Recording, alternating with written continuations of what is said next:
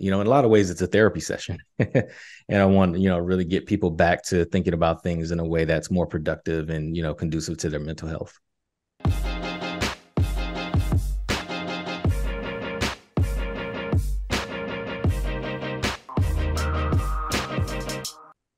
Johnny, thanks for joining us today. Could you just tell us quickly who you are and who you work for, please?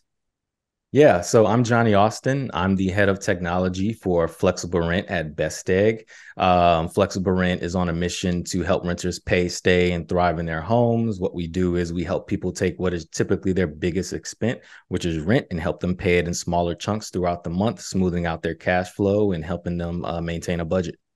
Nice. Okay. And you are speaking at our Leading Edge event in Oakland later on this year. Can you just tell us a little bit about what you're going to be talking about at that event? Yeah, so the title of the talk is Space Aliens Are Among Us. Your product roadmap is realistic and other lies you're telling yourself. The title is a big tongue in cheek, but it's really meant to sort of get at all of the things that we assume or, tell ourselves are true, but aren't actually true when reality hits, and trying to, help people work through those ambiguities a little bit so they can set more realistic expectations moving forward. Nice. And what are some of the biggest lies that senior engineers tell themselves? Yeah, so I'll talk about a couple. If you want the rest, you're gonna have to buy a ticket to the conference. One of the big ones is gonna be, you'll hit your head count in time to deliver your key roadmap items, right? Over time, I've seen this over and over again. I've done it myself plenty of times. It's like, all right, it's Q2. We're gonna deliver this thing by the end of Q3, and it's all hindered on you hiring 3 people in the meantime and them onboarding and all that other stuff. This almost never happens the way you expect. And so we'll talk about, what are the hurdles there. The other one is that comes up a lot is, that big refactor is going to somehow improve developer productivity. It probably won't, and it'll probably take much longer than you think. Now, don't get me wrong, there are some refactors that are absolutely necessary. I've seen those add a lot of value, but the ones that I'm talking about are like, we need to switch from Angular to React, or TypeScript isn't right for, I don't know. There's all kind of reasons, developers want to rewrite code. Probably the biggest one is, I don't understand the code that someone wrote, so I need to rewrite all of it. So I don't know. There are, like I said, valid reasons to do this, but I'd say, 80 to 85% of the time, it's completely unnecessary. Yeah. And then when all is said and done, you're walking off the stage, you're feeling super relieved. What are you hoping that the audience take away from your talk?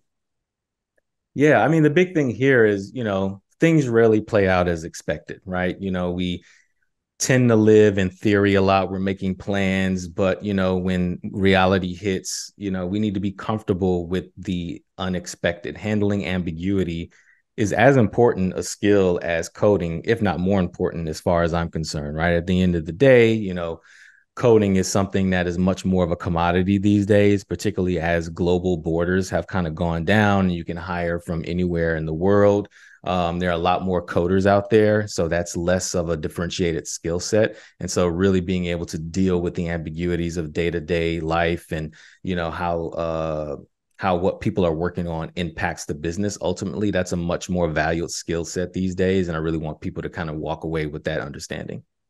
A lot of leaders judge themselves really harshly, for not delivering on the things that they had planned on. Everyone thought they were on this rocket ship at the beginning of 2020, and the world just absolutely, went sideways. And a lot of people are taking it hard. I was just reading very recently that a lot of executives in particular are, considering leaving their jobs because they're been burned out over the last couple of years with, a lot of this fast-paced growth, and then COVID and people going home, and then dealing with,